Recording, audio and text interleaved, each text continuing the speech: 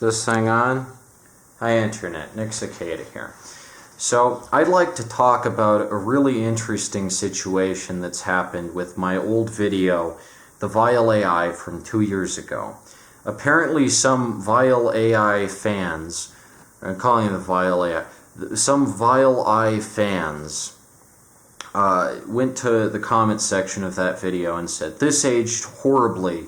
The Vile AI proved that he doesn't use AI in any of his videos." In that old video from 2 years ago, I said that the Joffrey Baratheon video, in particular, on the Vile AI channel, was produced using an AI language model. And I stand by that. It doesn't sound like a mouth moving. It doesn't have any tonal variance. There's no inflection. It sounds like a program. I absolutely stand by that. Now, the first video, the Colonel Kurtz video, that's not AI. That's a real human voice with real inflection, real pauses, real vocal dynamics. Now, what some of the comments on my Vile AI video said was that the Vile AI, as he's made 100 plus videos and made more and more and more, he's gotten so into the groove that his voice has just become extremely monotone, and they treat this like it's a good thing. Let's say, for the benefit of the doubt, that the Vile AI never used an AI language model on any of his videos. That's not what I think at all, but let's just say that's the case. How is it a positive for someone who specializes in narration to degrade his voice, to go from the Colonel Kurtz video, which I maintain is a pretty good little video on its own. If it was just its own thing, like on its own, fine. But to go from that to the Joffrey Baratheon video, there is a noticeable drop in the quality of the narration. So why treat that like it's a good thing if the narration just gets more boring? If it goes from being really, really good to being really, really flat and stale. How is that a selling point? So, I watched the Joffrey Baratheon video right before filming this, and I listened to the Colonel Kurtz video, and I compared them again. I thought, that was 2 years ago, maybe I was off. But no, I maintain, the Joffrey Baratheon video is an AI language model. And the newer videos aren't. He sits in front of a camera, he speaks into the microphone to prove that he's the one saying it. And it's not like the Joffrey Baratheon video at all. It's not flat. There are points where he pauses, there are points where he licks his lips, smacks a little, like that. So, no, I don't think the newer videos are AI at all, because he got caught in the fucking act. And I just think it's really wild to have as big an audience as him, almost 1 million, and to treat them like a bunch of gullible rubes. And instead of just admitting, hey, I latched onto this AI technology because I thought it was cool, I realize it's not cool now to make regurgitative content like that. Keep in mind, I'm not saying the script is AI at all. I'm just saying the audio is definitely AI. To tell your audience that they're all stupid and wrong, and that, oh, look, I'm on camera, so I must be a real person, that doesn't prove anything. You can't prove that you voiced a video where you're not physically on camera. So, like, for the Joffrey Baratheon video, it would be extremely difficult for him to prove that it's not AI. I'm not sure exactly how that would be done. I guess maybe, like forensic level analysis of the audio files, but, whatever. That was 2 years ago. What's in the past is in the past.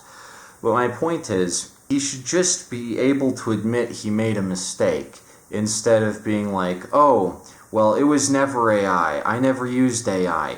Because people aren't that stupid. People aren't dumb. They can tell when it's a machine saying it. Just like with Jim Can't Swim, JCS Criminal Psychology. That went from being a great channel with some very informative videos. I really liked a lot of them. I really liked the one about the Parkland asshat. It was a great video, what being crazy looks like. and then the new video is hot garbage. And they just assumed they could shovel this slop onto the viewer and no one would notice or care. Oh, well, let's just go over everyone's head that it's a robot talking to them. But humans know what humans sound like. And I think if you're a content creator and you underestimate your audience's ability to recognize what AI sounds like, and then you completely deny responsibility and you say, oh, it's not AI, look, I'm a real person, I'm right here in front of you.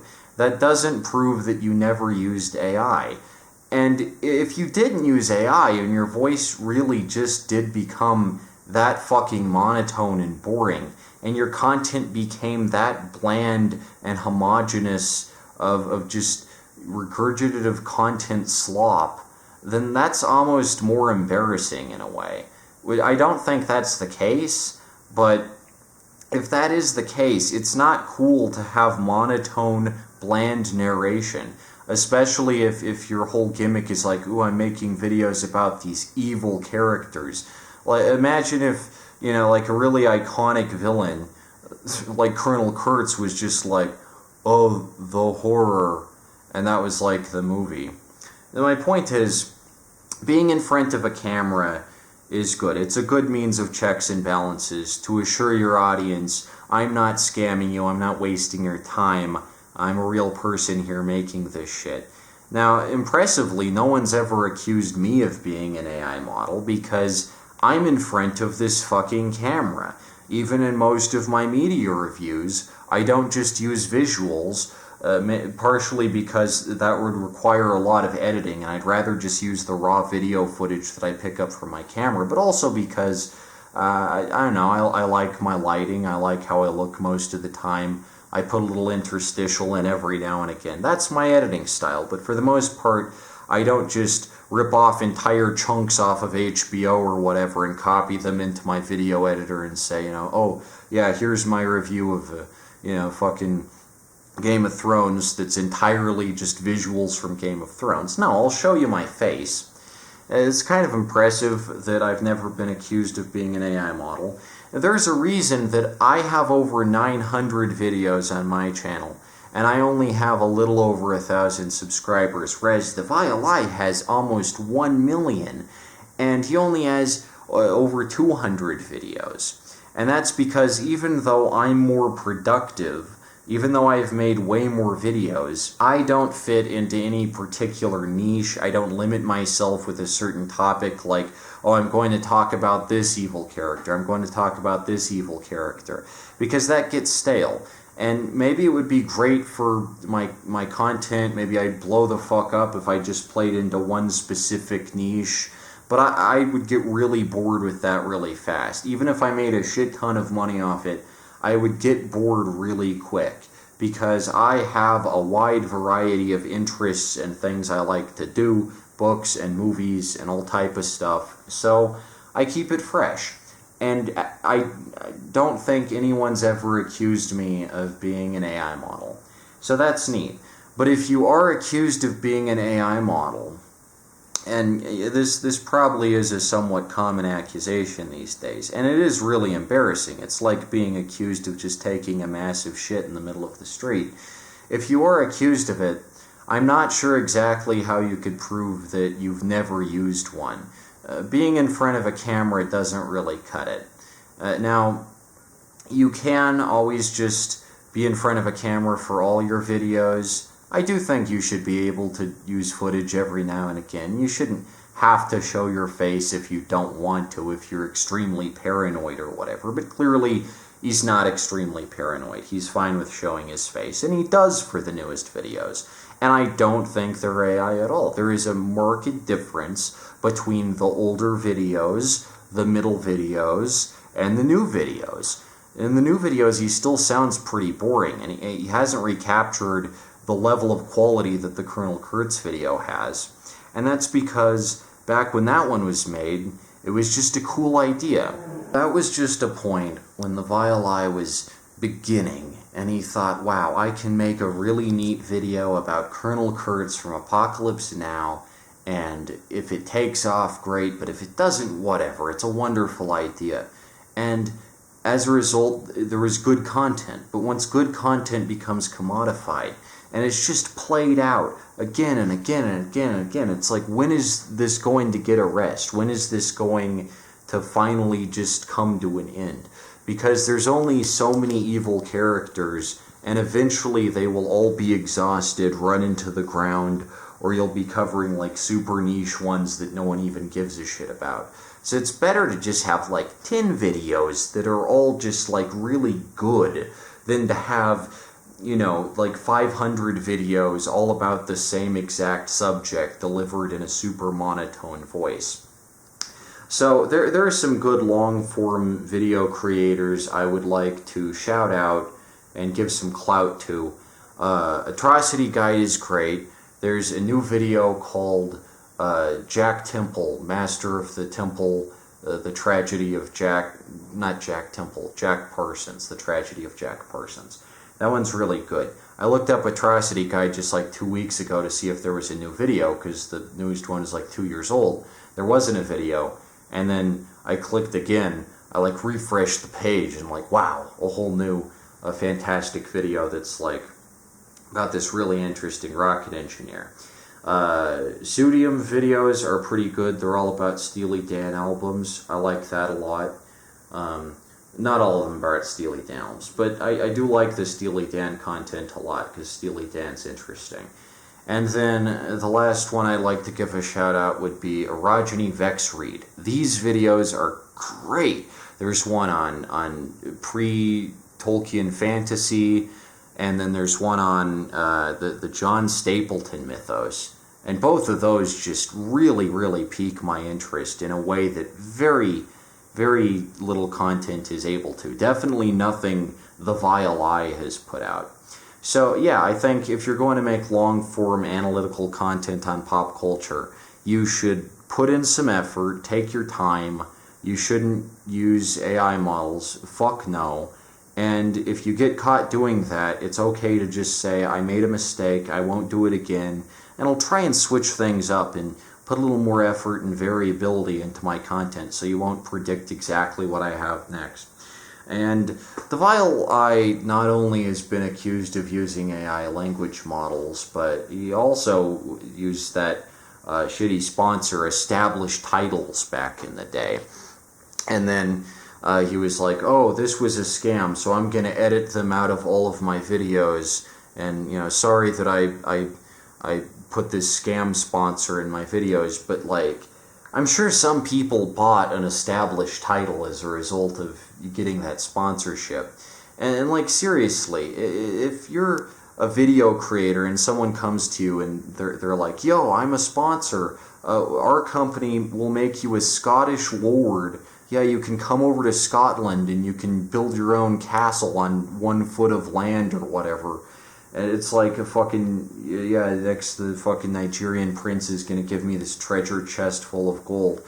Like, how dumb do you have to be as a content creator to look at this sponsor and go, yeah, that's probably real. You can probably just buy 1 foot of land in Scotland and legally become a fucking Scottish lord. Like, yeah, that sounds legit. So, overall, I mean, even if the Vile Eye never used AI, which I maintain absolutely beyond the shadow of a doubt, that Joffrey Baratheon video is AI.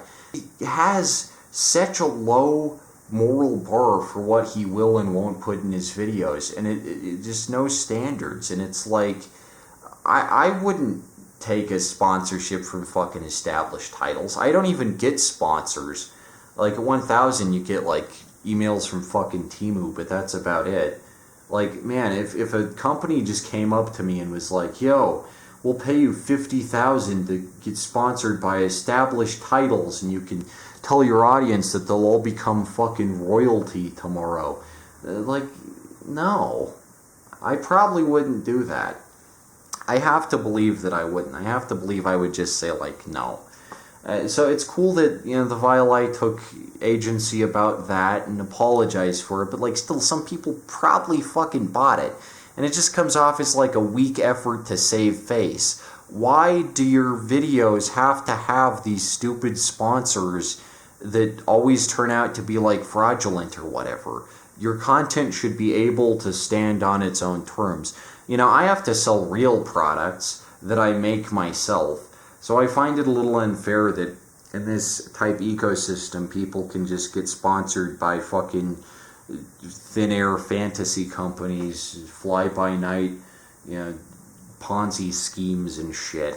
It's like people back in the day, and I've said this a lot, this is like very old drama, people would accuse me of being a scammer. They're like, how can you prove that you send people comics? If I send you money, how you could just run off with the money and you wouldn't send me the comic. And it's like, well, yeah, but you know, the Vile Eye has got almost 1 million fans, and he was literally sponsored by a scam company that literally just scams you out of money, and they just send you a worthless certificate that means nothing and has no legal validity, but they're claiming that it does. So they're literally just lying to you. How have people's standards fallen this low, I have to wonder. I think it's sad that the Vile Eye, I keep wanting to call him the Vile AI, but the Vile Eye has cultivated such a naive fan base of gullible suckers who will perceive his word as law. And as much as I hate to say this, I think J.J. Plagiarism's rip-off episodes of Analyzing Evil are actually better than the Vile Eye's original series. I've watched a couple of J.J. Plagiarism's videos. They're not that good. He really has a weird bias against like Clone Wars and stuff, but the episodes of Analyzing Evil that he's made are better because they have more of a unique perspective that's like detailed and interesting, and you can listen to it and go, oh, there's something I never thought about. Like when he points out that Anthony Daniels doesn't remember guest starring in an episode of the Young Indiana Jones Chronicles. Like, that's interesting. The Vile Eye wouldn't have a video about that. So, like, yeah, the rip-off series of Analyzing Evil is actually better than the Vile AI's version. I keep calling him the Vile AI. The Vile Eye's version. I hate to say that, but, like, it is.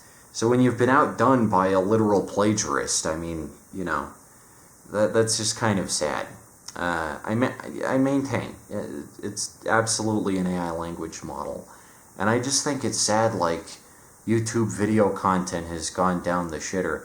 But one thing I did say in that old video 2 years ago that I do think, thankfully, is outdated, is that, like, I said maybe there will be a tiny limited use of AI in the future. I don't think that at all anymore. I think people are absolutely getting sick of this shit. And if we can hold video creators accountable for using AI and force them to appear in person on camera in their videos for the entirety of the future, then that's justice, I guess. I mean, he literally has to be on camera, facing front, like some kind of fucking Ludovico technique till the end of time. So that's kind of neat, I guess, and that's enough for me, so long as it's not fucking AI anymore. I think AI is already on the decline, honestly. I think it's already on its fucking way out. Good riddance, fuck AI. Alright, good night.